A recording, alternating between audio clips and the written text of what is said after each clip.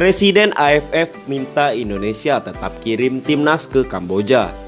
Presiden Federasi Sepak Bola Asia Tenggara AFF, yakni Kip Samet, meminta tim nasional Indonesia untuk tetap ikut serta dalam turnamen Piala AFF U23 2022 di Kamboja.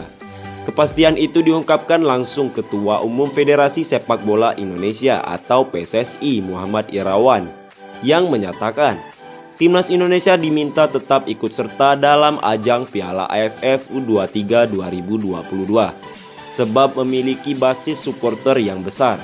Tak hanya itu, timnas Indonesia sejatinya menyandang status juara bertahan. Pasalnya, timnas Indonesia besutan Sintayong berhasil merengkuh gelar juara Piala AFF U23 pada edisi tahun 2019. Kami telah komunikasi. Presiden AFF, dia ingin kami tetap kirim timnas Indonesia. AFF berharap kami mengirim tim karena Indonesia paling ditunggu-tunggu.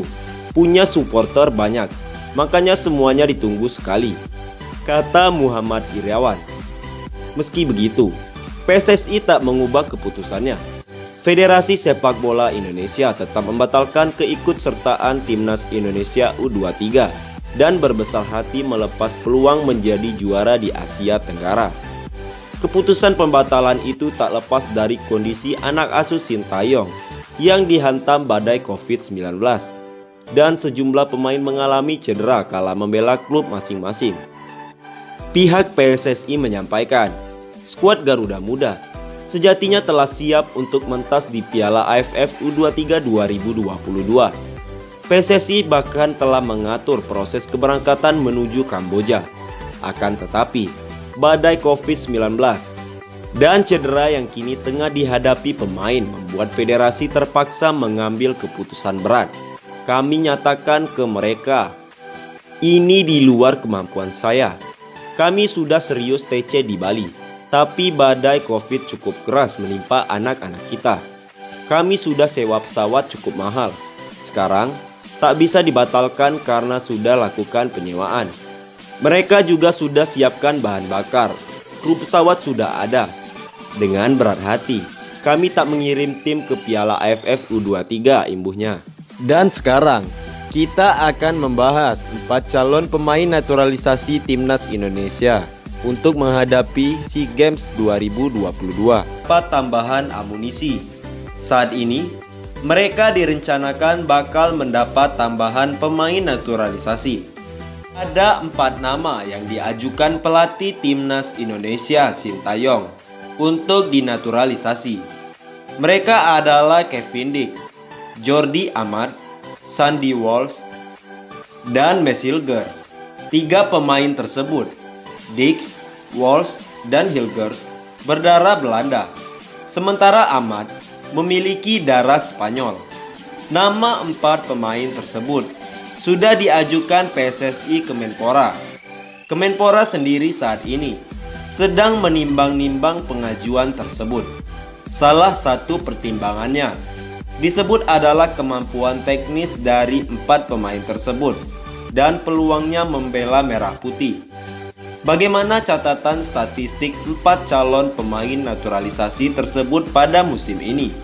Simak artikel selengkapnya di bawah ini. Kevin Dix, pemain pertama dalam daftar 4 pemain yang bakal dinaturalisasi adalah Kevin Dix. Pemain 25 tahun tersebut saat ini berstatus sebagai fullback kanan tim kasta teratas tertinggi Denmark, Kevin Dix.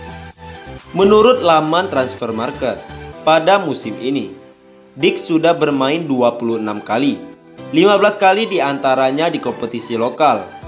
Dalam 1882 menit bermain, total ia mencatatkan 7 gol dan 8 assist. 2 gol dan 4 assist ia catatkan dalam 1064 menit bermain di Superliga. Laman WhoScored menyebut Dix memiliki kekuatan dalam memberi umpan, termasuk umpan kunci.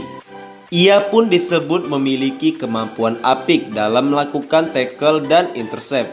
Sementara, kelemahan Dix adalah akurasi umpan silangnya. Dengan kualitasnya saat ini, Laman transfer market menaksir bandrol Dix sebesar 3,5 juta euro. Sandy Walsh menjadi pemain kedua dalam daftar 4 pemain yang bakal dinaturalisasi.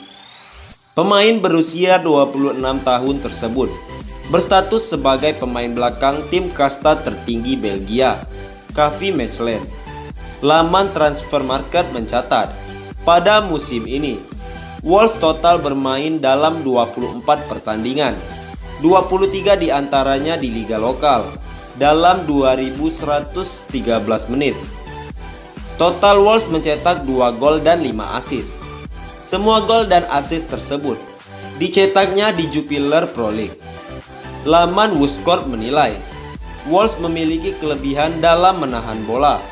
Ia pun tak mudah terjatuh kala mendapat tackle lawan. Sementara kelemahannya adalah tackling. Dari 47 tackle yang dilepaskannya sejauh ini, ia 32 kali sukses menghentikan serbuan lawan. Dengan kualitasnya tersebut, menurut laman transfer market, Sandy Walsh ditaksir memiliki bandrol sebesar 1,8 juta euro. Jordi Amat, pemain ketiga dalam daftar 4 pemain yang bakal dinaturalisasi adalah Jordi Amat. Saat ini, pemain 29 tahun tersebut memperkuat klub level tertinggi Liga Belgia, KAS Eupen. Menurut laman transfer market pada musim ini, Amat bermain dalam 23 pertandingan, 22 diantaranya di Jupiler Pro League, dalam 2001 menit bermain, yang 1881 menit diantaranya di Liga. Ia mencetak 1 assist. Assist sematawayang ini dicetaknya di Jupiler Pro League. Laman WhoScored menilai, Amat tak memiliki kelebihan yang menonjol dalam permainannya. Namun, jika ditelitik catatan statistiknya, ia memiliki rataan sapuan cukup tinggi.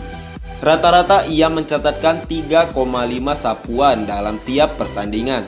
Selain itu, akurasi umpan Amat pun mencapai 87,5%.